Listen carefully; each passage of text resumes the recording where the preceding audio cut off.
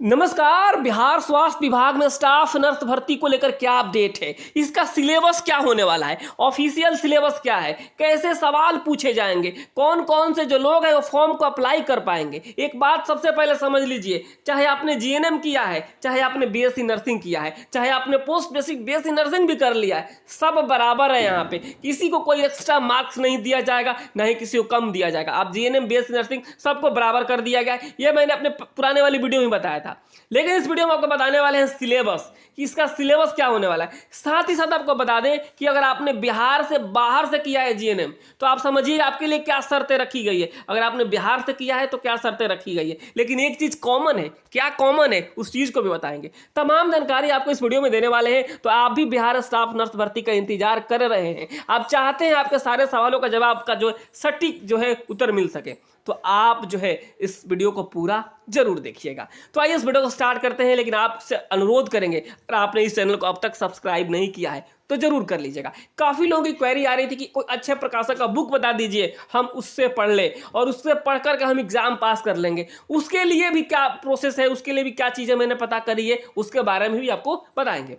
तो आइए वीडियो को स्टार्ट कर लेते हैं। और देखिए, सबसे पहले हम बात करते हैं जो नियमावली बनाई गई है। हालांकि मैंने अपने पुराने वीडियो में भी इस बात को जिक्र किया था कि जो लोग भी, अगर आपने बिहार से जीएनएम किया है या फिर आप बिहार से बाहर से जीएनएम किया है, तो आपको जो है बीएनआरसी से रजिस्ट्रेशन होना अनिवार्य है। उस चीज़ को तो मैंने पहले भी क्लियर कर दिया है। हालांकि एक बार और मैं आप लोगों को बता दूं, यहाँ पे देखिए क्या लिखा है इस चीज़ को।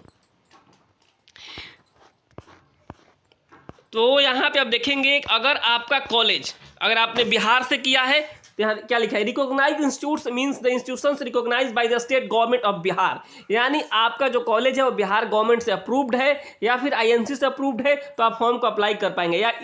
या it's authorised body but in the case of institutions located outside of the state of Bihar. अगर आपने बिहार से बाहर से जीएनएम किया है, बीएससी नर्सिंग किया है, यहाँ पे लिखिए क्या लिखा हुआ है, मस्ट कंप्लाई विद द जो suitability conditions as per Indian Nursing Council New Delhi. यानी आपका कॉलेज आईएनसी से सुटेबिलिटी आपका होना चाहिए, आपके कॉलेज का, आपके सर्टिफिकेट का नहीं, आपके कॉलेज का जो है यहाँ पे आईएनसी सुटेबिलिटी जो होना चाहिए। यानी यहाँ पे अगर आपका आईएनसी से नहीं है तो आप जो है फॉर्म को अप्लाई नहीं कर पाएंगे। यहाँ पे साफ शब्दों में लिख दिया गया है नियमावली में ही। अगर आप बिहार से किए हैं, आईएनसी से नहीं है, केवल स्टेट गवर्नमेंट से, तब भी चलेगा, लेकिन अगर बिहार का बाहर है तो नहीं चलेगा। क्लियर समझ लीजिए। अब बात आता है, आगे हम चलते हैं इसमें।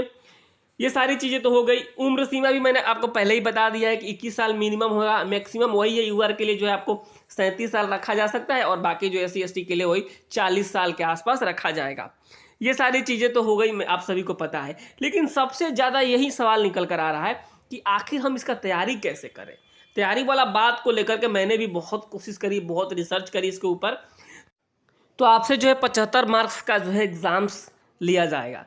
हालांकि मैं जो है बुक्स को लेकर के अभी हाल ही में पटना गया हुआ था, चाहे वो गांधी मैदान हो, चाहे वो पटना कॉलेज के सामने की दुकानें हो, तमाम जगह मैंने खोजने की कोशिश करी। कोई भी मुझे ऐसी बुक दिखाई नहीं थी जिसमें सारे सिलेबस कवर हो रहे हैं। वो जीएनएम वाला, जीएनएम का सिलेबस क्या है इस चीज़ को समझिए। सबसे पहले यहाँ पे जो लिखा गया है कि the questions paper of the competitive examination general nursing midwifery GNM as a prescribed by the Indian Nursing Council will be based on the syllabus. यानी जो जीएनएम का सिलेबस है आईएनसी के हिसाब से, वही इसका सिलेबस होने वाला है बिहार स्टाफ नर्स का। समझ गए आप इस बात को। तो जीएनएम का सिलेबस क्या है उस चीज को आप देख लेंगे तो आप जो है इसका सिलेबस वही होगा। यानी बीएससी अगर आप नर्सिंग किए हुए हैं, देखिए बीएससी नर्सिंग में बहुत सारे चैप्टर्स कॉमन है। अगर मान लीजिए बायोकेमिस्ट्री को ले लीजिए, तो आपको देखेंगे कि बायोकेमिस्ट्री है जो कि आपको जीएनएम में नहीं देखने को मिलेगा, हालांकि बीएससी नर्सिंग में देखने को मिल सकता है। बहुत सारे फार्माकोलॉजी में आप देखेंगे कि जो नर्सिंग सुपरिटेंडेंट का सिलेबस है आरआरबी का, उसमें फार्माकोलॉजी से भी सवाल पूछने की बातें कही गई है, लेकिन आपको यहाँ फार्मा से उतना सवाल नहीं पूछा जाएगा।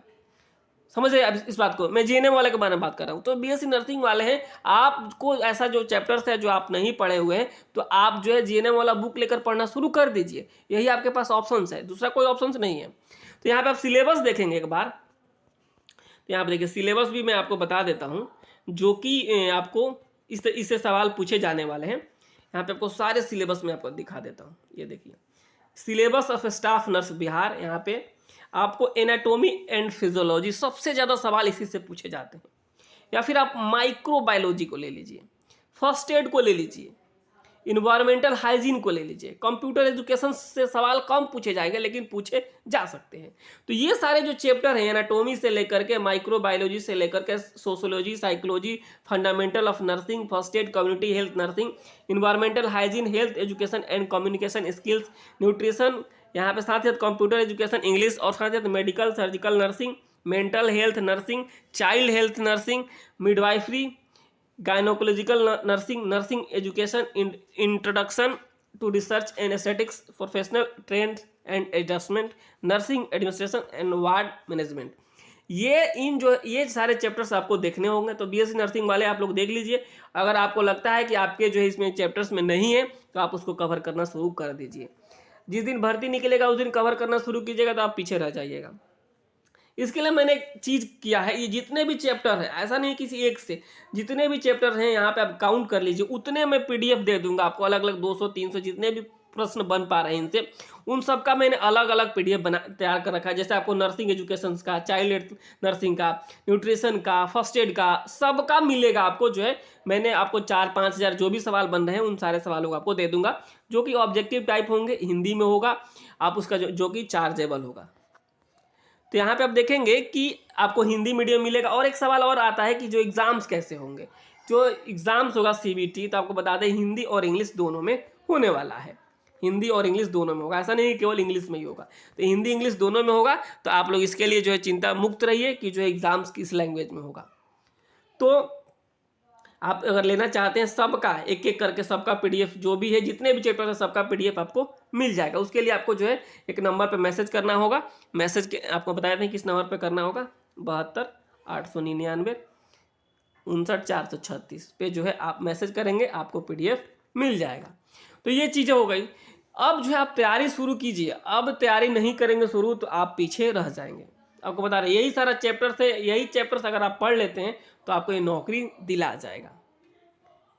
कोई भी ऐसी एक बुक नहीं बनी हुई है जिसमें आपको ये सारे चैप्टर्स कवर किए जाए। अगर आप किसी को पता है, क्योंकि मैंने तो पूरा ढूंढ लिया है पटना, अगर किसी को पता है ऐसी कोई बुक है जिसमें ये सारा कवर कर रहा हो तो आप मेरे नंबर पर मैसेज करके मुझे भी बताइए और कमेंट बॉक्स में भी लिखिए। ऐसी कोई बुक ही नहीं बनेगी, सबको आप अलग अलग बुक लेकर पढ़ना पड़ेगा तभी आप पार पाइएगा। ऐसा नहीं है कोई एक बुक लेकर आप पढ़ लिया और नौकरी हो जाएगा, ऐसा कभी नहीं होने वाला है, समझिए। और आने वाले दिनों में क्लासेस भी इसका स्टार्ट करने की कोशिश करूँगा।